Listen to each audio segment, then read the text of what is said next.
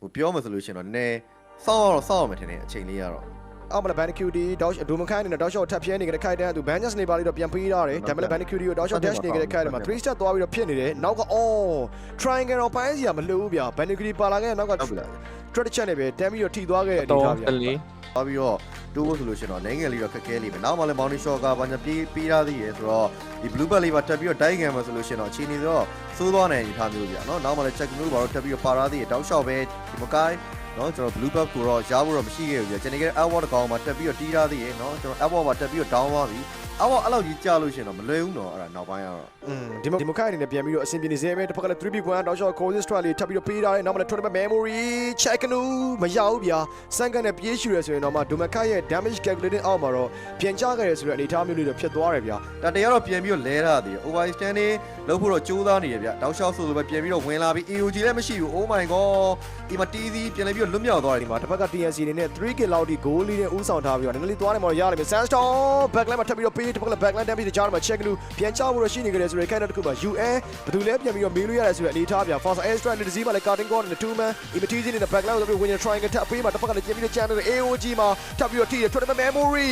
by Doman Kai Kingsbury ထောက်ထားခဲ့တဲ့ character တစ်ခုမှာ Fallen Star မှာ 3man Elwa ထိန်ခဲ့ damage တွေမှာ shutdown ကိနေတဲ့ Zaida ပြန်ရရဗျာ UN မှာထပ်ပြီးတော့သိမ်းပိုင်း double kill နဲ့ 2 for 2 trade မှာချန်နေခဲ့နောက်တစ်ကောင် like ကိုပါအဆုံးသတ်ရနေပဲ3 for 2 trade ကိုတော့ TNC ဆက်လက်ပြီးတော့သိမ်းပိုက်ထားနိုင်ပါသေးတယ်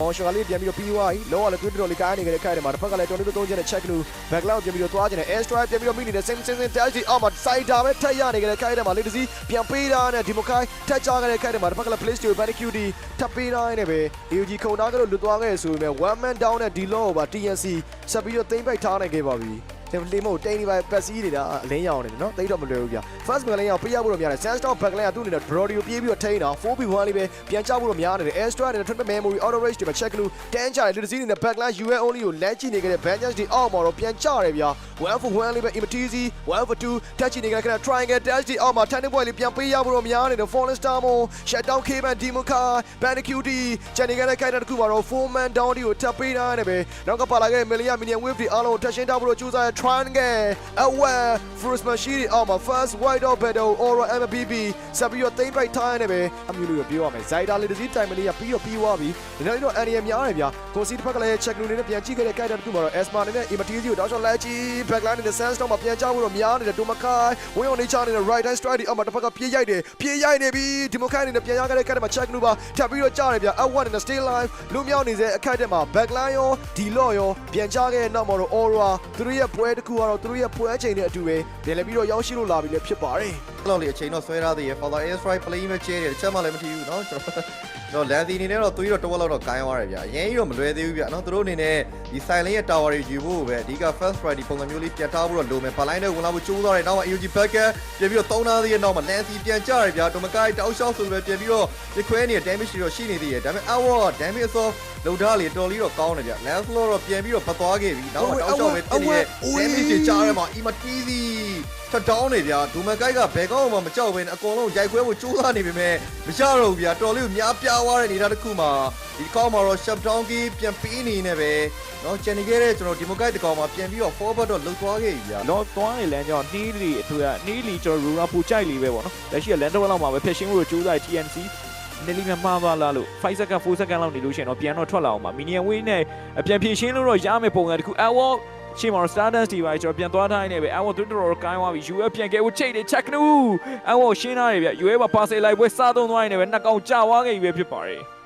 အားနေသေးတယ်အောက်မီနီယံနော်ရှင်းရအောင်မယ်ချင်းဒီအချိန်မှာ Demokai Bandicuity Force နေရဗျအဲ့တော့ Final Execution မှာတက်ထိုး Imitizi လိုက်ရိုက်ထားတယ် AOG နဲ့ပြန်ကာထားတယ် 2man control မှာတော့ CC ပြန်ချိန်ထားတယ် Doman နောက်မှာတော့ပြန်ရိုက်ထားနေမယ် check နူကောင်းနေဗျကင်သွားနေပဲ Lancy ပေးလိုက် damage နေတယ်သူ Lancy ပြတ်သွားပြီနည်းနည်းတော့ best damage ကြီးလား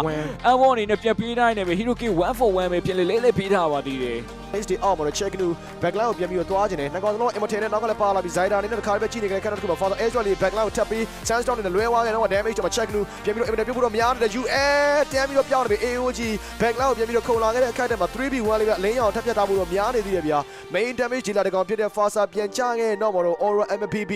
လုံးဝအုတ်တုံပြန်လဲပြီးတော့ forward သွားခဲ့ရပါပြီ ပေးလိုက်ရလို့ရှိရင်တော့ပြဿနာတက်နိုင်တယ်ဆိုတဲ့အခြေအနေမျိုးမှာတော့သွားပြီးတော့ရှိတယ်ဒီ session ဒီတစ်စီးထပ်ပြီးတော့ပေးထားသေးရဗျအောက်မှာเนาะကျွန်တော် Crave ကပြန်ပြီးတော့ဝင်လာသေးတဲ့အနေထားတစ်ခုမှာပေါ်မှာတော့ Final Christian တွေမှာပေးနေတယ်ပဲပြန်ပြီးတော့ရှင်းထားသေးရဗျဘိုင်ဝမ်အနေထားမိကတော့ကျိုးသွားပြီเนาะတစ်ဖက်မှာလည်းတောက်လျှောက်ဆိုပဲဒီမကိုင်းပြန်လည်ပြီးတော့ပဲ flicker လေးပါလေးတော့ခုံထားသေးရဗျ Final Christian 3 လေးပါလေးပေးမလားတောက်လျှောက်ဆိုပဲသူတို့တော့ Penny Duty ရခွဲကိုကျိုးသားနေတဲ့အနေထားတစ်ခုမှာတော့မရတော့ဘူးဗျ AOG တွေကြားရမှာ game number 3ကိုပါပြန်လည်ပြီးတော့ game number 4ကိုပါပြန်လည်ပြီးတော့ TMC အနိုင်ရရှိသွားခဲ့ပြီဖြစ်ပါတယ်